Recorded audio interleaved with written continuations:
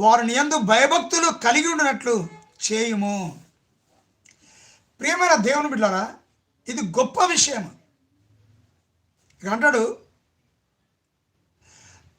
ప్రతి మనిషి యొక్క హృదయము నీ వెరుగుదువు గనక. అంటే ప్రతి మనిషి యొక్క హృదయము దేవునికి తెలుసు, సృష్టికర్త అయిన దేవునికి. అనగా ఆనాడు యెహోవాకు తెలుసు. ఆ యెహోవాయే యేసుక్రీస్తుకి లోకానికి వచ్చిన ఆయనకి తెలుసు. ఎందుకు?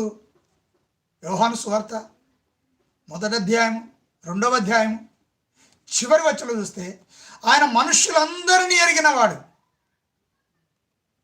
ఆయన వారి హృదయములను ఎరిగినవాడు గనక ఎవరు ఆ మనిషిని గురించి సాక్ష్యం ఇవ్వాల్సిన అవసరం లేదన్నాడు.